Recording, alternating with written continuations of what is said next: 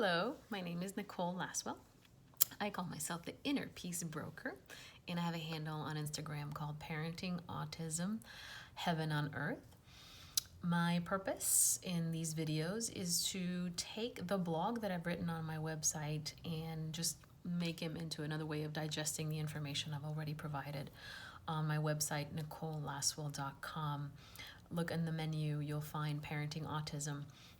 Now, how I started this was when our children got diagnosed, especially when our oldest got diagnosed. I wish I would have known so many of these things. So this is my top 10 things that I wish I would have known when our boys got diagnosed. So I figured this would be of use for those that are just now finding out. It's super overwhelming and just trying to help you find a way to cope with it all. Because if you're not okay, nobody else is gonna be okay. So the blog that I'm doing right now, that I'm speaking about right now, is called Getting the Autism Diagnosis from a Medical Professional. So how it all started for us was Will went to a Montessori Spanish-speaking school. I spoke Spanish at home. My husband spoke English, and he was having tantrums and just a lot of no communication. So they said that we should look into speech delay with the local ISD, the Independent School District. We're in the Dallas-Fort Worth Metroplex area in Texas, and so we were in more of the Northwest area. And what it is that you go to your local public school system. They offer the free assessment in children up to 3 years of age. So we made right there the cutoff, and it took about 4 meetings of finally getting the diagnosis from the school district. Before the 4 meetings, we had to fill out so many of these. These are called behavior assessments, but there's parents forms from that for you guys to fill out. Quite a few of them, and yes, you will be filling out forms for the rest of your life, is what it feels like. Absolutely worth it though, because if the teachers don't have that information, they really cannot help your child. So just know that that's gonna be part of it. So after those four initial meetings with the school district, at the 4th one, they told us, yes, your child is showing as moderate to severe autism. And he qualifies for what they call PPCD, which is basically Early Learning Center, helping them 3-year-olds to start with they offer them speech and all these other extra whatever the independent school district can offer in terms of support for children that have special needs. They will support. They can't do everything though. So for example, when Will started PPCD, he would only go from 9 a.m. to 12 p.m. and there were 6 special needs kids in this classroom with 2 teachers, but there was no one-on-one, which is what Will needed. So to get him the real help that he needed, they suggested go get yourself some therapies outside of school. Problem is, the therapy is expensive. So the next thing that you have to do is get the medical diagnosis of autism through your pediatrician. So for us, we were told to check out a developmental pediatrician in our area. Well, we found him. He was great. We had to do again. So it was 4 meetings at the school district. We had to do 3 meetings with the developmental pediatrician. The thing was that we didn't meet the developmental pediatrician really until the last meeting. The first meetings were with a diagnostician and just filling out forms and asking me questions, asking Will questions when it was obvious he had something, but they had to do the whole process. It was part of the whole thing. So, but once we got that, we could tell the insurance companies, look, we have medical necessity. So the medical insurance can then cover some, if hopefully for you, all.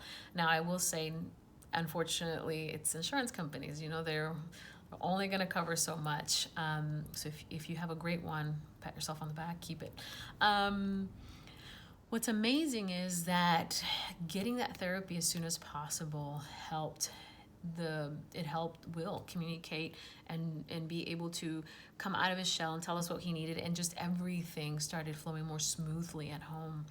So I highly recommend you get a medical diagnosis so that you can get the therapies covered through the insurance. So some of the pro tips that I tell, that again, I wish someone would have told me. Number one, before you get the medical diagnosis, do not research autism. For now, just wait. Just fill out your forms. Relax. Your child is your child. Each child on the autism spectrum is a dot on the spectrum, because we have both on the spectrum and they're super different. So do not put anything onto the child. Wait till you have the diagnosis from the doctor, and wait till you talk to your therapist, because not everybody will show the same stuff. So don't add that stress on yourself.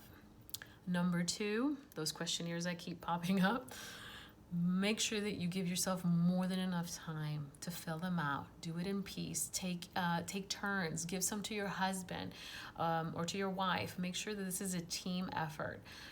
I can't tell you how much I appreciate my husband being there for me by filling out a bunch of these forms, and then also giving me his point of view of the behaviors he saw. No, I did see that, or I didn't see that.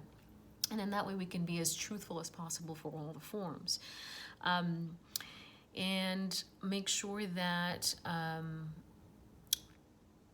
you bring snacks and things that your child will find of comfort during the appointments. Clear your whole day. Don't expect to do anything else except just be there for your child and for the whole diagnosis, the whole process. Make sure you sleep, you eat as well as you can, because it's good energy what you want that day, and relax. Enjoy the process. You're getting the help you need for your child now, which is huge. Everybody always talks, oh, your kids are doing so great. I couldn't tell anything. They have their stuff, but it's because we really hit that therapy hard when they were babies. Will, when he was 3, went to therapy from 9 a.m. to 4 p.m. every day, Monday through Friday, even during the summer. And he's doing wonderful. He actually communicates now, and he was nonverbal for quite a bit of time. So, and then the last couple of things that I highly suggest is, if you see that someone has a child that you feel might need help, and the parents don't want to see it, they're not seeing any symptoms, or just to them it doesn't faze them. It could be many reasons why it doesn't faze them, or they don't see that their child is having any kind of autism red flags, but you really will do a huge service to the child if you let people know, hey, in your own words, and it's okay if you hurt feelings. I wish people would have hurt my feelings earlier, but it's okay they didn't, because it is what it is. It's hard to tell a parent, hey, something's wrong with your kid. But I will say, if you have a sister, a brother, niece, nephew, whatever, it's for everybody's best interest to get the person help as soon as possible. We all need help. Last thing is, have faith and stay positive. You can do this, and take good care of yourself. This is why I call myself the inner peace broker, because it was through my children and through this process that I had to find the inner peace and the healing necessary to be able to deal with this with peace and comfort, joy, compassion, fun even. So this is my suggestions for now. If you have any questions, of course, you can email me or contact me through the NicoleLasswell.com contact us page.